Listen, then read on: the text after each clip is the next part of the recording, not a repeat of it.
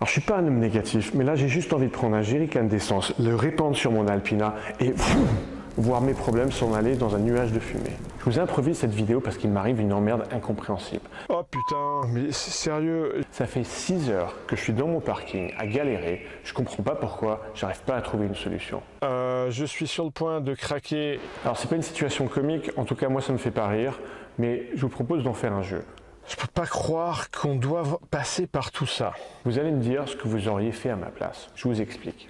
Bon, je me suis mis dans le relatif confort de ma 540i pour vous expliquer tout ça.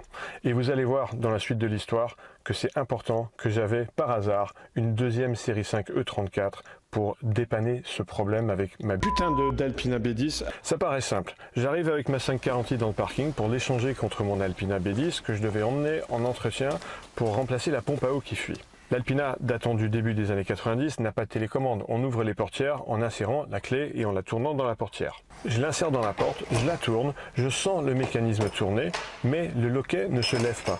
Alors a priori, on dirait un problème bénin. Pourtant, il est 16 h, je suis là depuis 9 h du matin en train de chercher une solution, j'ai pas encore déjeuné. Ça devient tragicomique comme situation, donc j'ai décidé d'improviser cette vidéo pour vous expliquer ce qui se passe. Alors certaines personnes peuvent trouver ça amusant de bricoler sur leur voiture, ça les engage dans leur hobby. Moi, pas du tout. Quand il y a un truc qui va pas avec une de mes voitures, je perds vite patience. Si j'ai créé les BMistes et non pas les alfistes, c'est parce que j'aime que mes voitures soient fiables et qu'elles fonctionnent comme elles devraient. C'est pour ça que j'oublie pas, même au cœur de cette galère, de remercier Car Vertical, parce que quand je cherche une voiture à acheter, je veux à tout prix éviter un nid à emmerde. Avant de me déplacer pour l'inspecter physiquement, je la vérifie à distance en 1 minute avec Car Vertical. Je peux vérifier que le kilométrage n'a pas été truqué et que la voiture n'a pas été déclarée volée ou accidentée par les assureurs et que sa spécification et son historique correspondent à ce qui a été annoncé. Comme ça, j'évite les merguez et les autres nids à emmerde et c'est pour ça que la vérification Car Vertical, c'est devenu pour moi un réflexe. Pour vérifier vous-même une voiture, cliquez sur le lien dans la description et avec le code LB, les BMistes ont droit actuellement à moins 20%. Maintenant, retour à mes problèmes. Je vais sur le côté passager, exactement la même chose. Alors là, je me dis, mais même si le verrouillage centralisé marchait plus, normalement on peut prendre la clé et ouvrir manuellement la porte. Même si la batterie est à plat, parce que j'ai pas utilisé la voiture depuis un mois, on doit pouvoir ouvrir une porte manuellement avec la clé.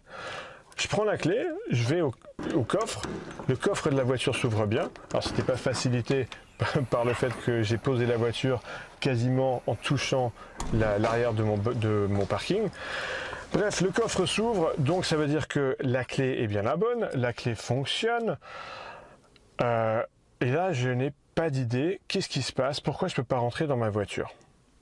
Tellement j'ai trouvé cette situation mystérieuse que je me suis demandé si c'était pas carrément du vandalisme, que quelqu'un avait pas saboté mes serrures. Mais bon, quand on met de la superglue dans une serrure, on n'arrive pas à introduire la clé, on n'arrive pas à la tourner, donc ça peut vraiment pas être ça. Vous voyez où j'en allais au niveau de mon imagination? Donc j'appelle mon spécialiste BMW qui me dit non, il voit pas non plus, il a jamais eu ce problème. Alors je me dis, j'ai internet avec moi, je capte dans mon parking, ça tombe bien. Alors plutôt que de faire des recherches manuellement, je vais passer par ChatGPT, puisque lui pourra centraliser toutes les réponses, et donc je lui décris ce qui m'arrive. Alors s'ensuit, regardez un peu, des pages et des pages et des pages de dialogue parce que il a eu des bonnes idées, par exemple prendre du WD-40 pour lubrifier les serrures au cas où.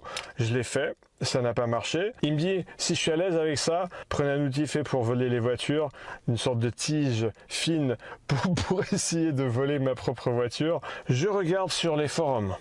Et là, c'est plus positif. Je trouve un schéma avec des descriptions qui indiquent que dans ces cas-là, il y a une manipulation spéciale. En soulevant simultanément la poignée de la portière et en tournant la clé, on peut trouver un coche additionnel qui s'appelle le coche de déverrouillage d'urgence. Sauf que ça marche que si on fait un verrouillage simple. Moi, je savais même pas qu'on pouvait faire un verrouillage simple ou double. J'ai l'habitude, quand je verrouille ma voiture, de tourner à fond, et ça fait un verrouillage double qu'on ne peut pas défaire avec la manip d'urgence. Alors, je trouve sur les forums BMW qu'il y a d'autres propriétaires qui ont eu le même problème, parce qu'il s'avère qu'avec une série 5 des années 90, dès qu'on a une batterie à plat, et qu'on a fermé les portes à clé, eh ben on peut plus accéder à son habitacle. Super, hein? Alors, si on a la version Touring Break, on peut passer par le coffre et rentrer dans la voiture. Mais moi, c'est pas le cas. J'ai fait des recherches sur les forums. Il s'avère qu'on peut on peut connecter un chargeur électrique sur les cosses des feux arrière. Sauf que ça, c'est recommandé quand on a un chargeur à brancher. Alors, j'ai un chargeur lent, sauf que je suis dans un parking où il n'y a pas de prise. Donc ça va pas être la solution. Je peux amener du courant via des câbles de démarrage en utilisant une autre voiture.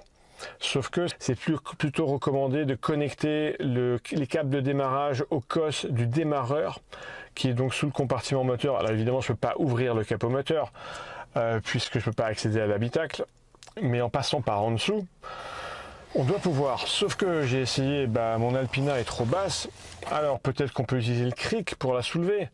Je veux bien, mais le sol de mon parking est un peu en pente pour évacuer l'eau stagnante, donc ce serait dangereux. Alors je pourrais aller commander des chandelles pour surélever la voiture de façon plus sécure, mais j'aimerais trouver une solution un peu plus simple. Alors j'ai commencé à démonter les panneaux de finition du coffre pour accéder au feu, pour pouvoir amener une source électrique. Alors déjà, c'était pas très aisé parce que ma voiture est garée contre le mur arrière du parking. Alors, je vais à ma cave pour chercher du matériel, des clés, des tournevis pour pouvoir pour pouvoir manipuler. Ça va pas aller parce qu'il va me falloir du fil électrique et une pince à dénuder pour pouvoir raccorder mes câbles de démarrage au COS des feux arrière. Oh putain, mais sérieux, je n'en reviens pas qu'on doive faire tout ça parce qu'on a juste laissé peut-être le plafonnier allumé.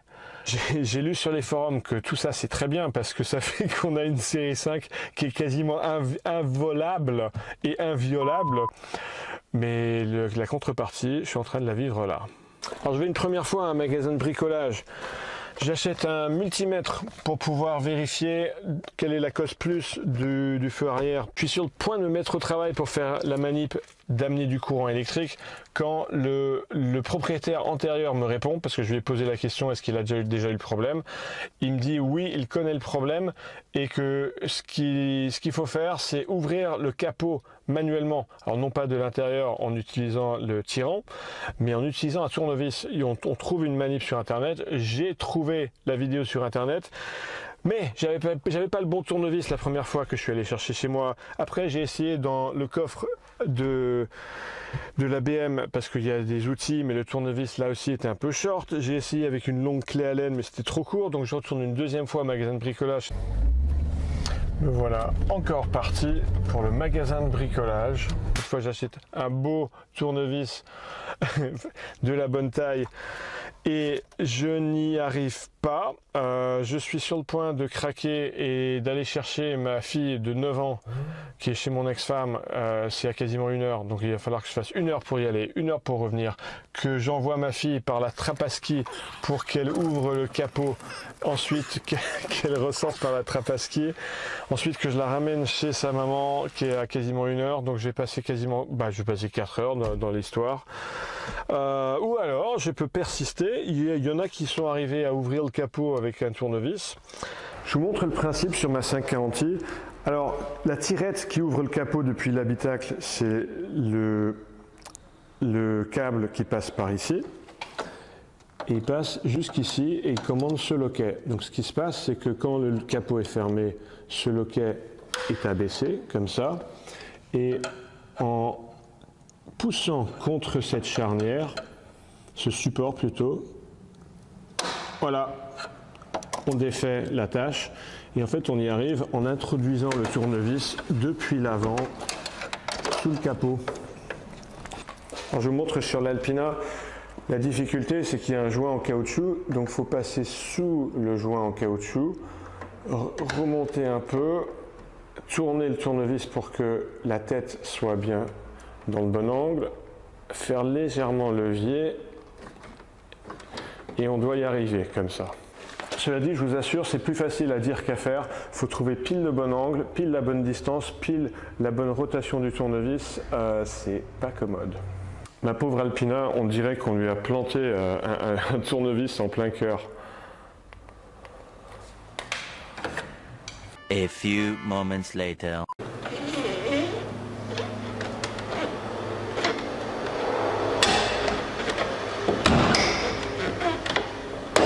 Oh putain.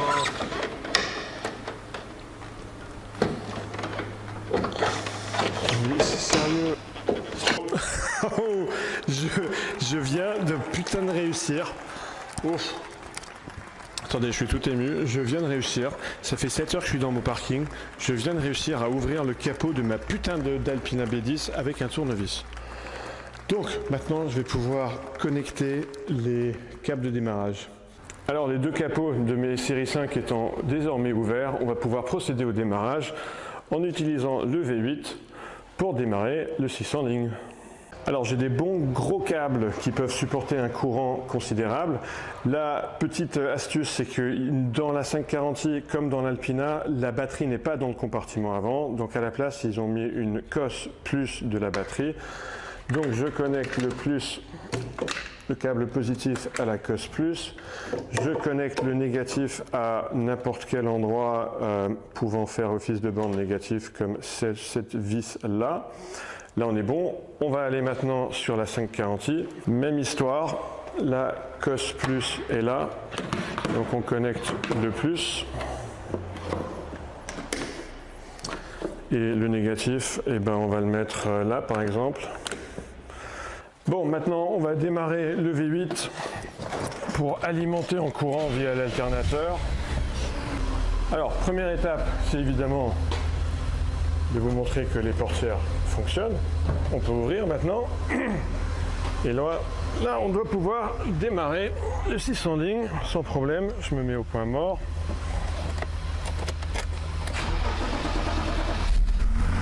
Et voilà. She's alive! Alive! Waouh! J'ai rarement eu autant de plaisir à entendre le 600 ligne de mon Alpina. Maintenant, il ne me reste plus qu'à défaire les câbles de démarrage, interchanger les voitures et on pourra prendre la route. Bon, je viens de prendre la route avec l'Alpina. Je n'arrive pas à croire que tous les propriétaires de série 5 E34, je veux dire, c'est pas une supercar, c'est une voiture diffusée massivement. Est-ce qu'à chaque fois qu'ils ont une batterie à plat et que leur voiture est verrouillée, est-ce qu'ils doivent faire passer par un cirque pareil? Comment est-ce qu'ils font? Comment est-ce qu'ils font dépanner leur voiture? Alors, certes, je me sens un peu con parce que j'ai mis 7 heures à résoudre ce problème, alors que évidemment, maintenant que je sais ce que c'est, si ça m'arrive une prochaine fois, bah, en fait, ce long tournevis, évidemment, je le garde dans le coffre de l'Alpina avec des câbles de démarrage, et si jamais j'ai le problème à nouveau, bah, ça va me prendre 5 minutes et pas 7 heures. Je me demande qu'est-ce que j'aurais fait avant l'ère Internet, parce que vraiment, je vois pas. Parce que j'aurais pas pu faire dépanner la voiture puisque je pouvais pas ouvrir les portières. Il y avait une vitesse enclenchée, le frein m'a mis. Vous savez, vous, comment vous auriez fait avant l'ère Internet? Ah, au passage, si vous voulez que je fasse d'autres vidéos de ce genre dans les réalités quotidiennes de ma petite collection de BMW, eh ben, faites-moi signe dans les commentaires, mettez un pouce vers le haut et abonnez-vous, et comme ça, j'en ferai d'autres.